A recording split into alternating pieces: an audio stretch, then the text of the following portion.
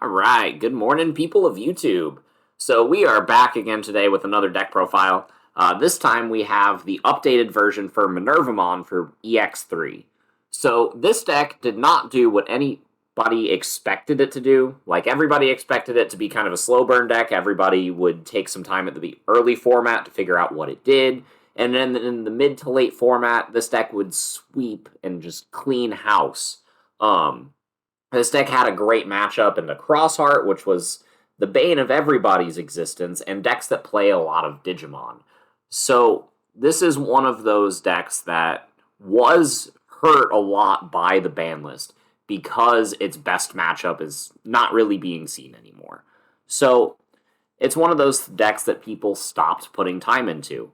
However, I have put a fair amount of time into this deck, and I have developed a beatdown version that plays a little bit less to looping and a little bit more to just having floating bodies that can constantly be swinging at your opponent, chipping them away really quickly, and playing kind of an ultimate rush style deck. So, without further ado, we'll go ahead and get into some of the card choices, and then some of the combos at the end of the deck profile, so that way you guys can kind of see what makes this deck better. So, starting with the level 2s, we just got the 4 copies of Demimera. If you're playing it against like security control or something with like longer matches, and you want to consider a 5th egg, I don't even know where you'd begin to start because none of them are nearly as good as this card. This Demimera is just far and above the one you want to be playing 4 of. So going into the rookies, we got the 4 copies of Gabumon, because Gabumon is good. The draw 2 discard one helps you get Cerberusmon in your discard and do, key purple plays. We got 4 copies of Gazimon. This card is really key now. So one of the big decks going around is Bloomlord, and this card at least slows Bloomlord down and can kind of make the Hydramon target this instead of key pieces to your combos. So that's kind of fun. I wouldn't really play any less right now. We got 2 copies of Psychmon. This card is, again, less valuable into Crossheart, but it's still really good against stopping things like Death X, things like Blue Flare, and niche scenarios like Dark Knight. But it's a good card. I still like the 2, but this could be like Tsukaimon for the extra memory gain, and it's something that I've been playing back and forth. The Tsukaimon plus the Analog Youth plus the Dead or Alive results in a +3 memory gain so that you can kind of digivolve into a Minerva for free. So maybe replace this with the Tsukaimon from BT1, but that's something that you can float the idea with. We have 2 copies of the Elecmon. This card is absolutely key for deleting opposing Gazimon and opposing Terriermon. Those things really slow you down, and this card helps mitigate those. So, closing out the rookies, we are playing a whopping 14 of them, which is unheard of in any purple deck aside from like Beelstar sometimes. But the last 2 rookies that we are playing are the 2 copies of the 2-cost Vanillas with 3,000 power. So these cards are absolutely key in this deck specifically because they help you go wide and actually swing with an Eyesmon stack and not lose anything. So one of the key decision points in this deck is, do I swing with Eyesmon and get some more digging into my deck, or do I digivolve on top of this Eyesmon? And so you can actually swing with the Eyesmon. If it dies, you get some digging, and then hard play the Demi-Devi, and then evolve into the 1-cost blocker, and you've basically reestablished a level 4 for only 3 memory. These cards are also really great around playing Death Xmon. Like, if they play the Death Xmon, it's going to delete everything with the lowest play cost, so you can stack your field with rookies, go in for the kill next turn, and then have the Demi-Devimon that you hard play at the end of your turn, and then this is the only thing that dies. So, I do really like the 2-cost rookies. They help fuel the aggression, just have extra bodies on board, because the way that this deck wins is just by chipping them down. So, that's it for the rookies, and yeah, like I said, the only change would potentially be the Tsukaimon. So the level 4s are pretty standard. We got 4 copies of the Scatter Mode with the 1 copy of Eyesmon. This card just helps fuels your hand. The Eyesmon is aggressive. These cards are just good, and generic purple deck should play them. We have 3 copies of the Digimon blocker. Not only is this a good blocker, it's a good ramp piece, and if you get into a situation where you have to go into a Minerva stall, this is the way you're doing it, because every time they play a Digimon, you're just pulling back the blocker and blocking with it. And you kind of create a situation where they can't swing for game unless they get 2 bodies on board. So I do really like the Devimon. It serves multi-purpose, and it's just a phenomenal card in this list. The last level 4 is a single copy of the Ogremon from BT6. So for those of you that don't know, what this card does is on play, you may trash a card from your hand to delete an opponent's level 4 or lower Digimon. So what this card can do is you can do like the Elecmon thing and pop their Gazimons or their Terriermons or things that are slowing you down, like Floodgate Rookies. Or in, some niche matchups, you can actually pop problem level 4s, like the jamming reboot dude that D-Brigade just got. This is a really cool card, and it gets its effect whenever you play it off of some of your revival options. So I do really like this card. It's just good, and it's worth considering to play in your purple deck as well. Going into the level 5s. These are going to not surprise anyone. We got 4 copies of the Cerberusmon that gives you 2 draws and discard. It's key because it combos with the werewolf mode. So we'll go into some combos with the Dead or Alive because that's really the only thing that's new. But these cards are absolutely important. You want to see them as early as possible. With the Scatter mode, with the Gabumon, with the Demi-Meramon, and Cerberusmon himself, you're getting to some of these key combo pieces pretty quickly. And you get into a situation a lot of times where you don't really mind hard playing a Cerberusmon. You force your opponent to deal with this body, and if they don't deal with it, then you can just Dead or Alive on the next turn, and then get the Werewolf mode out, gain the 9 memory back, and then just kind of start going off.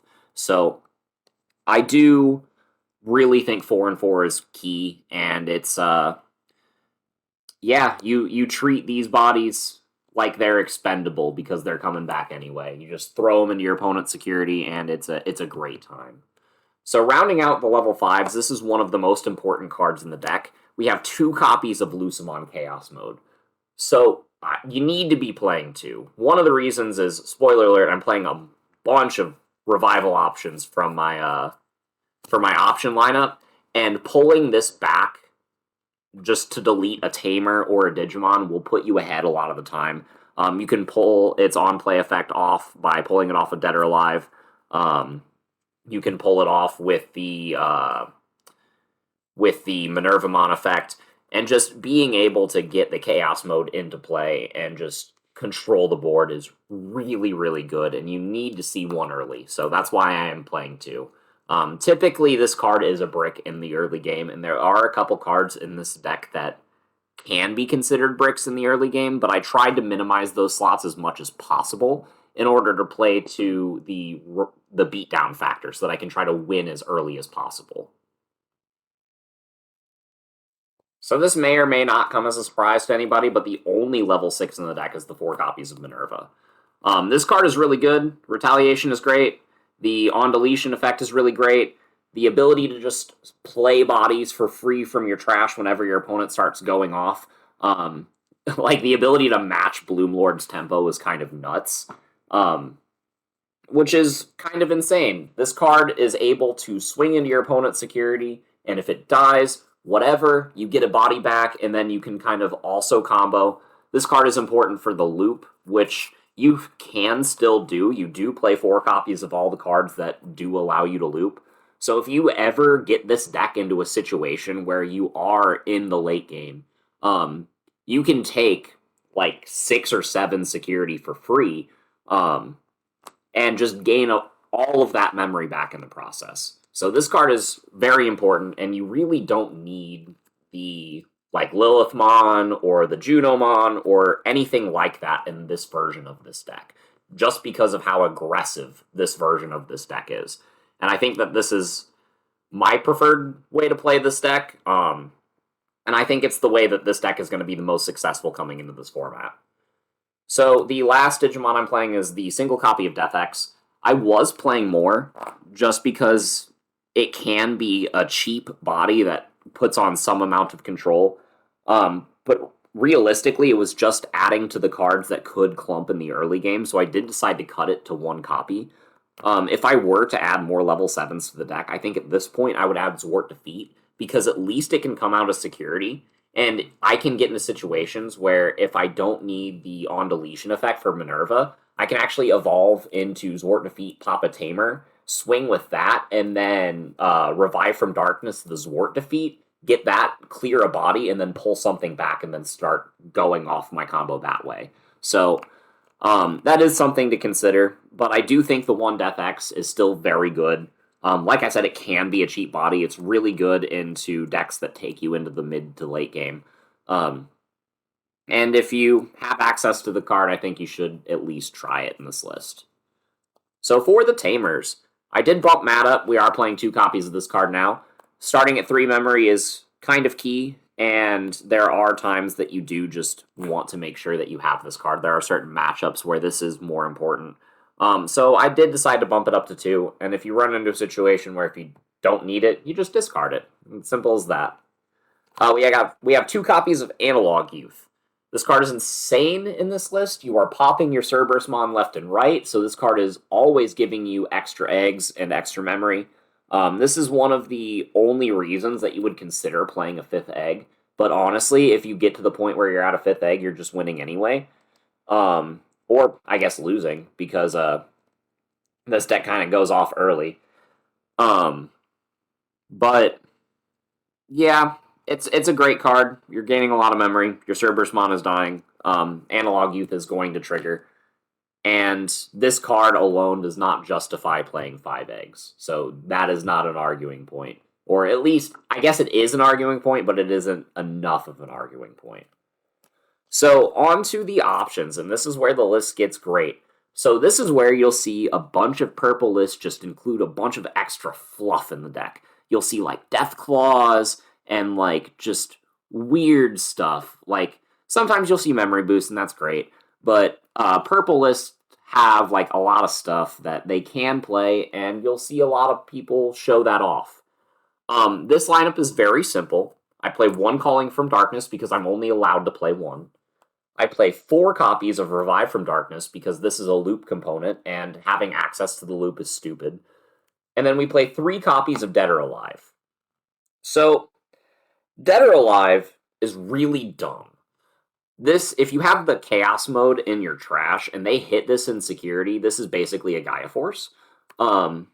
Plus, you get a Lucemon in play, which can evolve into Minerva, or just start swinging because it is a very strong body.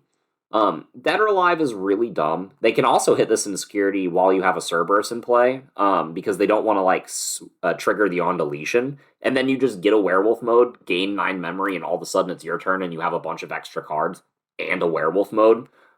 This card is dumb. The Dead or Alive is probably the main combo piece in the deck, and that combo specifically is one of my favorite. Revive from Darkness is also really cool. People do know the loop where you can, like, you know, have the Minerva, you swing with it, you Revive from Darkness, tribute the Minerva, pull back the Cerberus with the Revive effect, and then Minerva triggers and brings back the Werewolf. So that way you get the on play for the Werewolf, you pop the Cerberus, you gain the memory, you draw the cards, you're up a lot of value, right? People know that play, people are accustomed to it. But what your opponent might not expect is if you swing with your scatter mode and it lives, you revive from darkness the scatter mode, pull out a Cerberus, and then if you still have the memory to make it your turn, you Dead or Alive, pull out the werewolf mode, pop the Cerberus, and start going off. That's something that can really catch them off guard. You can also just, like, revive from darkness, tribute any of the rookies after they've swing, because you're going to be having a lot of rookies in play.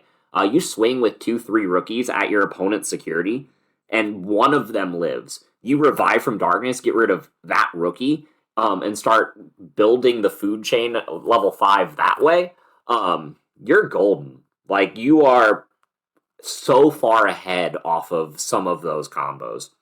And the fact that you're playing 7 of these revive cards makes it really easy to see. It makes it so that you don't even need minervamon in some games in order to win. You can just kind of just beat them down because you have constant flow of bodies. And I really like that. There are a lot of avenues to play in this deck. And I'm sure that if you guys play test this as well, you will find many more as well. This is a deck that is not reliant on the loop. I want to iterate that again. It absolutely can loop, but if you are trying to loop every game, you are playing this deck wrong. That being said, I do hope you guys have a wonderful rest of your day. I know the uploads have been a little bit slow, but I've been grinding out some Pokemon content, so that way whenever we do upgrade the setup, we can start streaming and do some VGC games on the ladder, as well as some viewer battles on the channel as well.